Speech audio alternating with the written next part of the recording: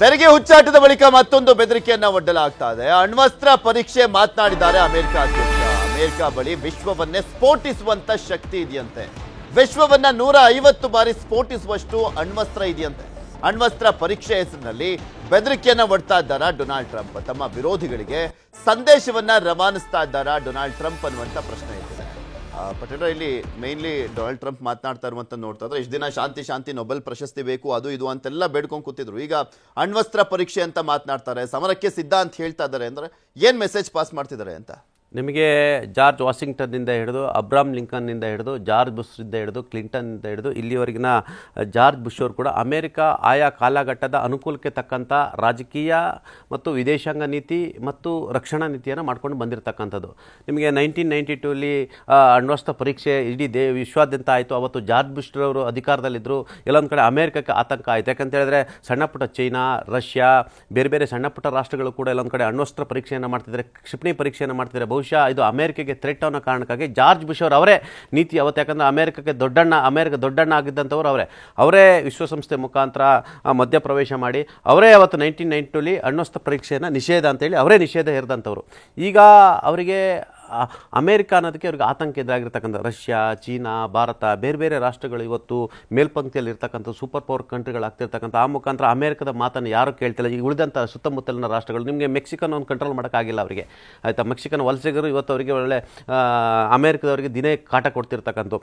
Iran ಅಂತವರು, ಇರಾನ್ನ ಅಧ್ಯಕ್ಷ ಅಂತವರು ಅಮೆರಿಕಕ್ಕೆ ನೇರವಾಗಿ ಥ್ರೆಟ್ಟನ್ನು ಮಾಡ್ತಾನೆ. ಉತ್ತರ ಕೊರಿಯಾದಂಥ ಅತಿ ಸಣ್ಣ ದೇಶದ ನಾಯಕ ಅಮೆರಿಕಕ್ಕೆ ಥ್ರೆಟ್ ಮಾಡ್ತಾನೆ. ಹಾಗಾಗಿ ಅಮೆರಿಕ ತನ್ನ ಶಕ್ತಿ ಸಾಮರ್ಥ್ಯವನ್ನು ವಿಶ್ವಕ್ಕೆ ತಿಳಿಸಬೇಕು. ಆ ಮುಖಾಂತರ ಅದ್ರ ಪ್ರಮುಖವಾಗಿ ರವಾನೆ ಮಾಡಬೇಕಾಗಿರ್ತಕ್ಕಂಥದ್ದು ರಷ್ಯಾ, ಚೀನಾ ಮತ್ತು ಭಾರತಕ್ಕೆ ರವಾನೆ ಮಾಡಬೇಕು. ಹಾಗಾಗಿ ತನ್ನ ಅನಿವಾರ್ಯತೆಗಾಗಿ ಈ ಕಾಲಘಟ್ಟಕ್ಕೆ ತಾನು ಶಕ್ತಿಯುತವಾಗಿರ್ತಕ್ಕಂಥವನು, ನಾನು ಇಡೀ ಪ್ರಪಂಚವನ್ನು 150 ಬಾರಿಯಷ್ಟು ಸ್ಫೋಟ ಮಾಡಿಸುವಷ್ಟು ನ್ಯೂಕ್ಲಿಯರ್ ಬಾಂಬ್ ಇದೆ ನನ್ನ ಹತ್ರ ಅಂತ ಇದೆ ಅನ್ನೋದು ಎವಿಡೆನ್ಸನ್ನು ಜಗತ್ತಿಗೆ ಗೊತ್ತಾಗಲಿ ಅನ್ನೋ ಕಾರಣಕ್ಕಾಗಿ ಈಗ ಅಣ್ವಸ್ತ್ರ ಪರೀಕ್ಷೆಗೆ ಹೊರಟಿರ್ತಕ್ಕಂಥ ಇದು ಅಪಾಯಕಾರಿ. ಈಗ ರಷ್ಯಾ ಸುಮ್ಮನೆ ಇರಲ್ಲ. ವಿಶ್ವದಲ್ಲಿ ಅತಿ ಹೆಚ್ಚು ಎರಡನೇ ಹೆಚ್ಚು ಅಣ್ವಸ್ತ್ರಗಳನ್ನ ಇಟ್ಕೊಂಡಿರ್ತಕ್ಕಂಥ ರಷ್ಯಾ ಇರ್ತಕ್ಕಂಥದ್ದು, ನಂತರ ಚೀನಾ ಇಟ್ಕೊಂಡು ಅವರು ಕೂಡ ಪೈಪೋಟಿಗೆ ಬೀಳ್ತಾರೆ. ಬಹುಶಃ ಇದು ಶೀತಲ ಸಮರಕ್ಕೆ ನಾಂದಿ ಆಡುವ ಸಾಧ್ಯತೆ ಇರ್ತಕ್ಕಂಥದ್ದು. ಕೆಲವೊಂದು ಕಡೆ ಟ್ರಂಪೇ ಇದಕ್ಕೆ ಕಾರಣಕರ್ತರಾಗ್ತಾರೆ. ಮಧು, ಅಣ್ವಸ್ತ್ರ ಟೆಸ್ಟ್ ಅನ್ನುವಂಥದ್ದೇ ಒಂದು ಥ್ರೆಟ್. ಆದ್ರೆ ಈಗ ಟ್ರಂಪ್ ಕೊಡ್ತಾ ಇರುವಂತ ಹೇಳಿಕೆಗಳನ್ನ ಅವ್ರು ಎದುರಿದ್ದಾರೆ ಅಂತ ಅನ್ಕೊಬೇಕಾ, ಅಥವಾ ತುಂಬಾ ಕನ್ಫ್ಯೂಷನ್ಸ್ ಅಲ್ಲಿ ಏನ್ ಮಾಡಬೇಕು ಅನ್ನುವಂಥದ್ದು ಗೊತ್ತಾಗ್ದಲೇ ಈ ರೀತಿಯಾಗಿ ಹೇಳ್ತಾ ಇದ್ದಾರೆ? ಯಾಕಂದ್ರೆ ಅವರು ಅವ್ರದ್ದೇ ಆದಂತ ಸ್ಟ್ರೆಸ್ ಅಲ್ಲಿ ಇದ್ದಾರೆ ಅನ್ನುವಂಥದ್ದು ಗೊತ್ತಾಗ್ತದೆ. ಈಗ ಈ ಏಷ್ಯನ್ ಮೀಟಿಂಗಿಗೆ ಬರುವಂತ ಸಂದರ್ಭದಲ್ಲಿ ಚೀನಾ ವಿರುದ್ಧ ವಾಚಾಮಗೋಚರವಾಗಿ ಬಂದು ಏನೋ ಬೈಕೊಂಡು ಹಂಗ್ ಮಾಡ್ಬಿಡ್ತೀನಿ, ಹಿಂಗ್ ಮಾಡ್ಬಿಡ್ತೀನಿ, ಕ್ಲಿಯರ್ ಮಾಡ್ಬಿಡ್ತೀನಿ ಅಂತ ಬರ್ತಾರೆ. ಅದೇ ವಾಪಸ್ ಅಲ್ಲಿ ಎಷ್ಟು ಕೋಲ್ಡ್ ರೆಸ್ಪಾನ್ಸ್ ಇರುತ್ತೆ ಅಂತಂದರೆ ಏನು ಚೀನಾ ಅಧ್ಯಕ್ಷರಿಂದ ಇವರ ಯಾವ ಮಾತುಕತೆಗಳು, ನಗು, ಹಾವ ಭಾವ, ಬಾಡಿ ಮ್ಯಾನರಿಸಮ್ ಯಾವುದಕ್ಕೂ ಕೂಡ ರೆಸ್ಪಾಂಡ್ ಮಾಡಲ್ಲ. ಅಷ್ಟರ ಮಟ್ಟಿಗೆ ಅಡಾಸಿಟಿ ಆಟಿಟ್ಯೂಡನ್ನು ಇಟ್ಕೊಂಡಿರುವಂಥದ್ದು ಚೀನಾ ಇವತ್ತು ಗ್ಲೋಬಲಿ ಅಷ್ಟರ ಮಟ್ಟಿಗೆ ಸಮತೋಲಿತವಾಗಿ ನಿಮಗಿಂತ ಒಂದು ಹೆಜ್ಜೆ ಮುಂದೆ ಇಟ್ಟಿದ್ದೀವಿ ಅನ್ನೋದನ್ನ ಪದೇ ಪದೇ ತೋರಿಸ್ತಾ ಬಂದಿದೆ. ಮತ್ತು ಅಮೆರಿಕದ ಜೊತೆ ಸಂಬಂಧ, ವ್ಯಾಪಾರ ವಹಿವಾಟುಗಳನ್ನು ಜಾಸ್ತಿ ವೃದ್ಧಿಸ್ಕೊಳ್ತಾ ಇರುವಂಥ ರಾಷ್ಟ್ರಗಳಿಗೆ ಥ್ರೆಟ್ ಕೂಡ ಮಾಡಿದೆ, ಓಪನ್ ಥ್ರೆಟನ್ನು. ನಿಮ್ಮ ರೇರ್ ಅರ್ತ್ ಮಿನರಲ್ಸ್ ಬಗ್ಗೆ ಹುಷಾರಾಗಿರಿ, ನಿಮ್ಮ ಎಂಟೈರ್ ಮ್ಯಾನುಫ್ಯಾಕ್ಚರಿಂಗನ್ನು ಸ್ಟಾಪ್ ಮಾಡಿಸ್ಬಿಡ್ತೀವಿ ಅನ್ನೋ ರೀತಿ ಎಲ್ಲ ರಾಷ್ಟ್ರಗಳಿಗೂ ಕೂಡ ಒಂದು ಒತ್ತಡದ ಮೆಸೇಜನ್ನು ಕೊಟ್ಟಿದೆ. ಅದಾದಮೇಲೆ ಇವರು ಬಾಯಿ ಮುಚ್ಕೊಂಡು ಸುಮ್ಮನೆ ಹೋಗಿದ್ದಾರೆ, ಎಲ್ಲರಿಗೂ ಹ್ಯಾಂಡ್ ವೇವ್ ಮಾಡಿ. ಅಮೆರಿಕದಲ್ಲೇ ಇವರಿಗೆ ಬಾಯಿಗೆ ಬಂದಂಗೆ ಬೈತಾ ಇದ್ದಾರೆ. ಯಾಕಂದರೆ ಸುಮ್ಮನೆ ಇವರು ಹೇಳೋದೊಂದು ಬ್ಲಾ ಬ್ಲಾ ಬ್ಲಾ ಅಂತ ಬೊಬ್ಬೆ ಹೊಡಿತಾರೆ ಬಿಟ್ಟರೆ ಆನ್ ಗ್ರೌಂಡಲ್ಲಿ ಏನೂ ಆಗ್ತಾ ಇಲ್ಲ, ಬರೀ ಪೇಪರಲ್ಲಿ ಆಗ್ತಾ ಇದೆ ಎಲ್ಲ ಅನ್ನುವಂಥದ್ದು ಒಂದು ಹೆಡ್ಲೈನ್ ಮೇಕಿಂಗಲ್ಲಿ ಆಗ್ತಾ ಇದೆ, ಅಥವಾ ಇವರು ಸೋಷಿಯಲ್ ಮೀಡಿಯಾ ಮೇಕಿಂಗಲ್ಲಿ ಪೋಸ್ಟ್ಗಳ ಮೇಕಿಂಗಲ್ಲಿ ಆಗ್ತಾ ಇದೆ ಅಂತ ಹೇಳ್ತಾ ಇದ್ದಾರೆ. ಮತ್ತು ಅಮೆರಿಕದ ಒಂದು ಅಂತಃಸತ್ವವೇ ಏನು ಅಂತಂದರೆ ಅವರು ಇಡೀ ವಿಶ್ವದ ನೈಸರ್ಗಿಕ ಸಂಪನ್ಮೂಲ ಅಥವಾ ಮಾನವ ಸಂಪನ್ಮೂಲ ಎಲ್ಲವನ್ನು ತಮ್ಮ ಅನುಕೂಲಕ್ಕೆ ಬಳಸ್ಕೊಂಡು ಅವರು ಯಾವುದೇ ರೀತಿಯ ಒಂದು ಶ್ರಮವನ್ನು ಅವರು ಬೆವರು ಸುರಿಸೋದನ್ನು ಇಡೀ ಜಗತ್ತು ನೋಡೇ ಇಲ್ಲ ಯಾವತ್ತೂ. ಅಷ್ಟರ ಮಟ್ಟಿಗೆ ಒಂದು ಪಬ್ಲಿಕ್ ನರೇಟಿವ್ನ ಬಿಲ್ಡ್ ಮಾಡ್ಕೊಂಡು, ಗ್ಲೋಬಲ್ ನರೇಟಿವ್ನ ಬಿಲ್ಡ್ ಮಾಡ್ಕೊಂಡು, ಕಂಟ್ರೋಲ್ ಮಾಡ್ಕೊಂಡು ದೊಡ್ಡಣ್ಣ ಅಂತ ಪೊಸಿಷನ್ ಮಾಡ್ಕೊಂಡು ಕೂತಿರುವಂಥದ್ದು. ಅದಕ್ಕೆ ಯಾವಾಗ ರಷ್ಯಾ, ಚೀನಾ ಅಥವಾ ಈಗೀಗ ಭಾರತದಂತಹ ರಾಷ್ಟ್ರಗಳು ಕೂಡ ಅವರನ್ನು ಒಂದು ರೀತಿ ಪರೋಕ್ಷವಾಗಿ ಅವಮಾನ ಮಾಡೋ ರೀತಿನೇ ಅಥವಾ ಇಗ್ನೋರ್ ಮಾಡೋ ರೀತಿ ನಡೆಸ್ಕೊಳ್ತಾ ಇದ್ದಾವಲ್ಲ, ಅದೆಲ್ಲವೂ ಕೂಡ ಸಹಿಸೋಕ್ಕಾಗ್ತಾ ಇಲ್ಲ. ಅವರು ಒಂದು ಸ್ಟೇಟ್ಮೆಂಟಲ್ಲಿ ನೋಡಿ, ನಾರ್ತ್ ಕೊರಿಯಾ, ಚೀನಾ, ರಷ್ಯಾ, ಯಾಕಂದರೆ ರಷ್ಯಾ ಓಪನ್ ಆಗಿಡಿದೆ, ನಾವು ಟೆಸ್ಟ್ ಮಾಡ್ತಾ ಇದ್ವಿ, ಅದು ಅಮೆರಿಕಾವರೆಗೂ ಕೂಡ ತಲುಪಬಲ್ಲಂತಹ ಏನು ಸಾಮರ್ಥ್ಯ ಇರುವಂಥ ಕ್ಷಿಪಣಿಗಳನ್ನು, ನ್ಯೂಕ್ಲಿಯರ್ ವೆಪನ್ಸನ್ನು ಅಂತ ಹೇಳಿದ ನಂತರ ಅವರು ಕೊಡಬೇಕಾದಂಥ ಸ್ಟೇಟ್ಮೆಂಟ್ ಅನಿವಾರ್ಯತೆ ಇತ್ತು. ಅಟ್ ದ ಸೇಮ್ ಟೈಮ್ ಅವರು ಪಾಕಿಸ್ತಾನವನ್ನು ಕೂಡ ಸೇರಿಸ್ಕೊಂಡು ಕೊಟ್ಟರು. ಯಾಕೆ ಅಂತಂದರೆ ಪಾಕಿಸ್ತಾನದಲ್ಲಿ ನ್ಯೂಕ್ಲಿಯರ್ ಟೆಸ್ಟಿಂಗ್ ಆಗ್ತಾ ಇದೆ ಅಂತಂದರೆ it self cannot do it alone. ಅಮೆರಿಕದ ಒಂದು ಸಹಕಾರ ಎಲ್ಲ ರೀತಿಯೂ ಇದ್ದೇ ಇರುತ್ತೆ.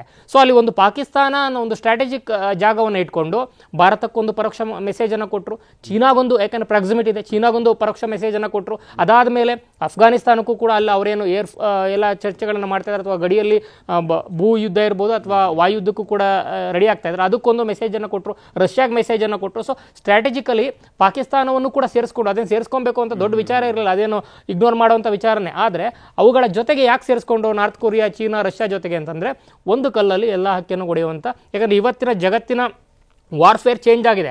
ಮೊದಲಿನ ರೀತಿ second world ವಾರು, first world war ರೀತಿ ತಿಂಗಳಾನ್ಗಟ್ಲೆ ವರ್ಷಾನ್ಗಟ್ಲೆ ನಡ್ಕೊಂಡು ಕೂರಲ್ಲ ಯಾವುದು ಯುದ್ಧಗಳು. ತುಂಬ ಇನ್ಫಾರ್ಮೇಷನ್ ವಾರ್ ನಡೆಯುತ್ತೆ, ಟ್ರೇಡ್ ವಾರ್ ನಡೆಯುತ್ತೆ ಮತ್ತು ಬಯಾಲಜಿಕಲ್ ವಾರ್ ನಡೆಯುತ್ತೆ. ಈಗ ನೋಡಿದ್ವಿ ಏನೇನೆಲ್ಲ ನಡೀತದೆ. ಈಗ ಚೀನಾದಲ್ಲಾದಂಥ ವೈರಸ್ ಹಿನ್ನೆಲೆಯಲ್ಲಿ ಕೂಡ ಅಮೆರಿಕದ ಬಗ್ಗೆ ಪಾತ್ರಗಳು ಚರ್ಚೆ ಜೋರಾಗಿ ನಡೆಯುತ್ತೆ. ಸೊ ಆ ಹಿನ್ನೆಲೆಯಲ್ಲಿ ವಾರ್ನ ಒಂದು ಸ್ವರೂಪ ಮತ್ತು ಅದರ ಒಂದು ತೀವ್ರತೆ ಬದಲಾಗಿರೋದ್ರಿಂದ ಈ ಒಂದು ನರೇಟಿವ್ನ ಬಿಲ್ಡ್ ಮಾಡೋ ಮೂಲಕ ತಮ್ಮ ಒಂದು ಅಸಹಾಯಕತೆ ಅಥವಾ ಅಮೆರಿಕಾಗೆ ಆಗ್ತಾ ಇರುವಂಥ ಆರ್ಥಿಕ ಒತ್ತಡ ಅಥವಾ ಭವಿಷ್ಯದ ತಲ್ಲಣಗಳು, ಆತಂಕಗಳೇನಿದೆ ಅದೆಲ್ಲವನ್ನು ಕೂಡ ಪ್ಯಾಚ್ ಅಪ್ ಮಾಡುವಂಥ ಪ್ರಯತ್ನವನ್ನು ಮಾಡ್ತಾ ಇದ್ದಾರೆ. ಈ ಮೂಲಕನಾದರೂ ಕೂಡ ಒಂದು 60% ದೇಶಗಳು ಒಪ್ಕೊಂಡಿವೆ ಟ್ರೇಡ್ ವಾರ್ಗೆ. ಬಾಕಿ ದೊಡ್ಡ ಬಲಾಢ್ಯ ರಾಷ್ಟ್ರಗಳು ಏನು ಆಟ ಆಡಿಸ್ತಾ ಇದ್ದಾವಲ್ಲ, ಅಮೆರಿಕ ಏನು ಮೈಂಡ್ ಗೇಮನ್ನು ಮಾಡ್ತಾ ಇತ್ತು, ಆ ಮೈಂಡ್ ಗೇಮ್ಗೆ ಕೌಂಟರ್ ಮೈಂಡ್ ಗೇಮನ್ನು ಏನು ಮಾಡ್ತಾ ಇದ್ದಾವಲ್ಲ ಬೇರೆ ರಾಷ್ಟ್ರಗಳು, ಅದಕ್ಕೆ ಒಂದಷ್ಟು ಪರ್ಸ್ಪೆಕ್ಟಿವ್ನ ಬಿಲ್ಡ್ ಮಾಡಬೇಕು, ಒಂದಷ್ಟು ಕಟ್ಟ ಹಾಕಬೇಕು ಅನ್ನೋ ಕಾರಣಕ್ಕೆ ಇಂಥ ಸ್ಟೇಟ್ಮೆಂಟ್ಗಳನ್ನು ಕೊಡ್ತಾ ಇದ್ದಾರೆ. ಆದರೆ ಆಂತರಿಕವಾಗಿ ಒಂದು ದೇಶವಾಗಿ ಮತ್ತು ಒಬ್ಬ ಅಧ್ಯಕ್ಷರಾಗಿ ಅವರು ಒಂದಷ್ಟು ಒತ್ತಡದಲ್ಲಿರುವಂಥದ್ದು ಸ್ಪಷ್ಟವಾಗಿ ಕಾಣಿಸ್ತಾ ಇದೆ. ಅಮೆರಿಕದ ಒಂದು ಆಗ್ರಹಗಳು, ಬೇಡಿಕೆಗಳು, ಅಲ್ಲಿನ ಸ್ಥಳೀಯ ಸ್ಥಿತಿಗತಿಗಳನ್ನು ನೋಡಿದಂಥ ಸಂದರ್ಭದಲ್ಲಿ. ಆದರೆ ಅವರು ಯಾವತ್ತೂ ಕೂಡ ದೊಡ್ಡಣ್ಣನ ಆಟಿಟ್ಯೂಡ್ ಇಟ್ಕೊಂಡು ಒಂದು ರೀತಿ ನರೇಟಿವ್ನ ಬಿಲ್ಡ್ ಮಾಡಿ ತಮಗೆ ಬೇಕಿರೋದನ್ನು ಕಿತ್ಕೊಳ್ಳುವಂಥ ಅಥವಾ ಬಲಿ ಹಾಕುವಂಥ ಪ್ರಯತ್ನವನ್ನು ಮಾಡ್ತಾ ಇದ್ದಾರೆ. ಅದರ ಭಾಗವಾಗಿ ಅಣ್ವಸ್ತ್ರದ ಒಂದು ಸ್ಟೇಟ್ಮೆಂಟ್ ಅನ್ನು ಕೊಟ್ಟಿದ್ದಾರೆ. ಧನ್ಯವಾದ ಮಧು. ಹಾಗೆ ಪಟ್ಟರೆ ಇಷ್ಟು ತನಕ ಜಾಯ್ನ್ ಆಗಿ ವಿಶ್ಲೇಷಣೆ ಮಾಡಿದ್ದಕ್ಕೆ. ಇದಾಗಿತ್ತು ಇವತ್ತಿನ ಮಾತುಕತೆ. ನೋಡ್ತಾರೆ ನ್ಯೂಸ್ 18 ಜಾಲ ನಮ್ಮದು, ಬಲ ನಿಮ್ಮದು.